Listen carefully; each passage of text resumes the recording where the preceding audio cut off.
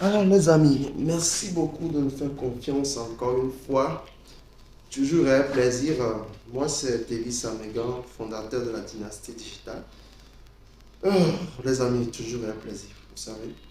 Ça me fait toujours plaisir de vous voir euh, derrière l'écran et je sais que vous êtes beaucoup, vous êtes nombreux à me voir aussi et je pense qu'on va commencer. Alors, la drap de rue, générique.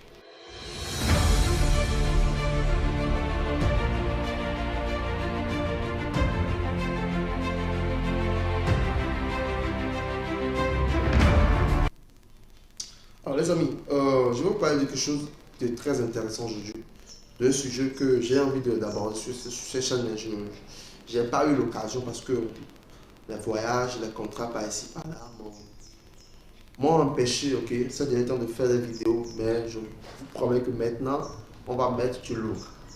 Alors les amis, le diamant m'aurait vendu son âme. Le diamant a vendu son âme. Alors, ça veut dire quoi? Ça veut dire déjà que au temps des colons, la seule chose qui comptait, c'était le deal. C'était que vous devez dealer. Ok, vous devez dealer avec le petit bonhomme sur terre pour avoir certaines choses. C'est-à-dire que vous donnez votre âme en retour. Mais dans ce contexte précis, dans notre contexte entrepreneurial, derrière cette fantasmagorie comment dire, d'ampleur générationnelle, nos ancêtres ont compris cette margot. Et aujourd'hui, vendre un pays n'est pas différent de vendre un stylo. Oui. Si vous voulez vendre un pays, c'est pas différent de vendre un stylo. Maintenant, comment est-ce qu'on vend un pays? Je ne dis pas que je vais vendre un pays, mais comment est-ce qu'on peut vendre un pays? Comment est-ce que les Béninois peuvent décider de vendre leur pays? Comment est-ce que les Togolais peuvent décider de vendre leur pays? Alors, je vous explique un peu le contexte. Je vais planter le décor, puis on va essayer de comprendre ce qui se passe. Alors, j'ai envie de dire à mes étudiants que si vous voulez vendre un produit, c'est comme draguer une fille. Surtout, c'est comme draguer la fille du pasteur. Parce que là, c'est une fille de pasteur. La manière de draguer la fille du pasteur sera un peu différente de la manière de draguer une fille simple, c'est une fille de rue. Et là, c'est le phare de Jordan Belfort. Pour ceux qui n'ont pas suivi comment dire, le film, je vais laisser un message quelque part ici. Pour ceux qui ne connaissent pas Jordan Belfort, Jordan Belfort, c'est un film, c'est un acteur de finance. Il nous montre comment on vend un stylo. Ok, comment on vend un stylo. Et je vais dire que c'est une initiation, ok, au monde caché de la vente. Pour ceux qui veulent savoir vendre, c'est une initiation même qui est cachée. C'est pour les initier. Comment vendre quelque chose? Sans compter qu'on ne vend pas la chose. Parce que l'objectif final de la chose, c'est pas de pouvoir vendre le produit, mais c'est de faire quoi? C'est de ne pas vendre. Il ne faut jamais vendre. Alors, je vais peut-être donner un exemple qui est bête, mais c'est interdit de vendre le produit. Lorsque vous voyez quelqu'un, vous voyez par exemple Apple, vous voyez par exemple Samsung, ils ont des écosystèmes, ils ont des communautés et ils ne vendent jamais le produit. Mais ils vendent quoi? Ils vendent une communauté. Le fait d'appartenir à une communauté, c'est ce qu'ils vendent. C'est ce que Apple vous vend depuis des années. Alors, qu'est-ce qui manquerait? Je vais peut-être prendre le contexte à deux. Qu'est-ce qui différencie aujourd'hui Apple de l'écosystème Android? Qu'est-ce qui différencie aujourd'hui des situations Android, des utilisateurs Apple? Je vais peut-être faire une petite différence ici, si l'équipe le permet. Apple, Android. Ça peut aller. Apple, Android. Alors, déjà, le moment là, c'est qu'il va être technique. Ça veut dire quoi? Ça veut dire qu'aujourd'hui, personne n'a besoin de la technicité d'une chose. Si je veux peut-être acheter un produit, je prends un utilisateur lambda, un utilisateur qui est simple. Je ne peux pas aller dire oui, je veux un téléphone Snapdragon 806 ou bien 802. Je veux des RAM faits par Sony. Un utilisateur lambda ne connaît pas toute cette technique-là, toute cette technicité-là qui se cache derrière quoi, le produit. Mais c'est ce que Android a l'habitude de faire depuis des années. Chaque année qu'on sort un produit, chaque année que Samsung sort un produit, chaque année que comment dire, Huawei sort un produit, on nous présente une fiche technique de ouf.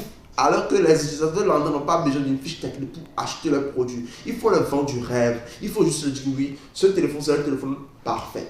C'est un téléphone avec une caméra parfaite.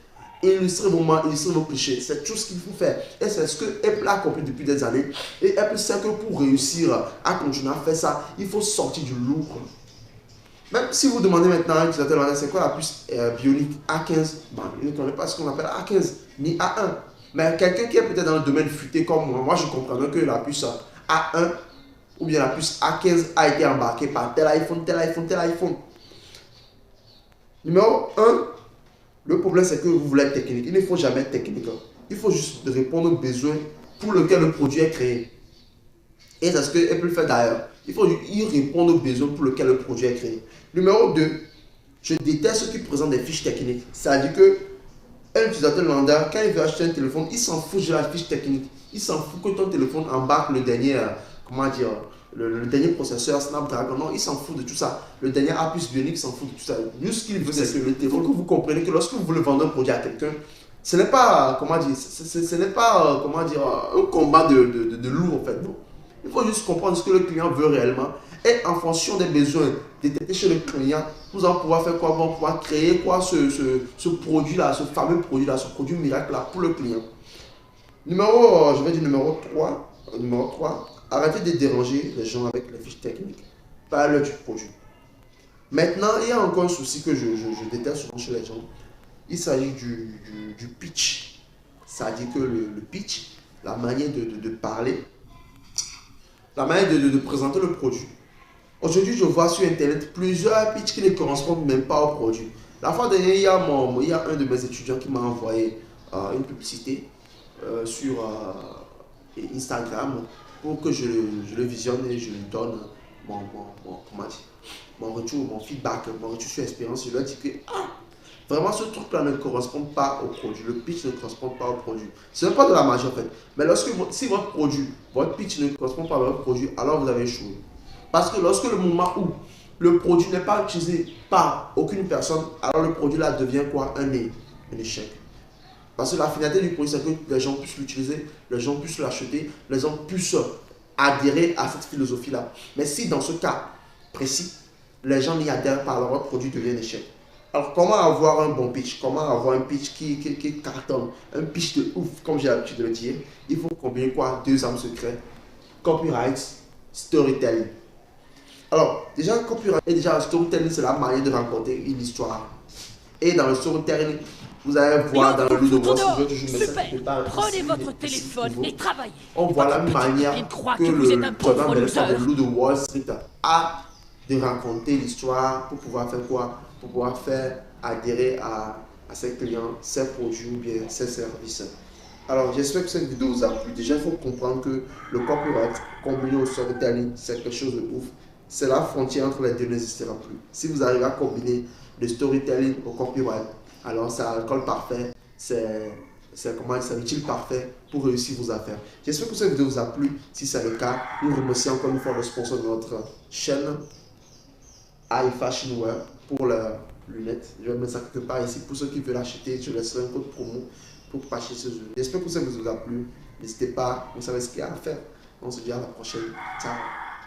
Alors, comme j'ai l'habitude de le dire, si vous voulez réussir aujourd'hui, si vous voulez devenir quelqu'un de grand, comme Ali Dangote, Elon Musk ou comme moi-même, il faut que vous intégrez une mafia.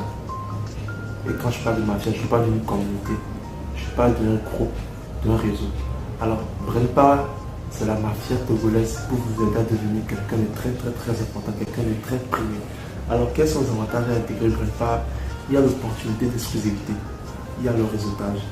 Et il y a un investissement très large, c'est-à-dire un plafond d'investissement pour vous permettre de démarrer, de perdre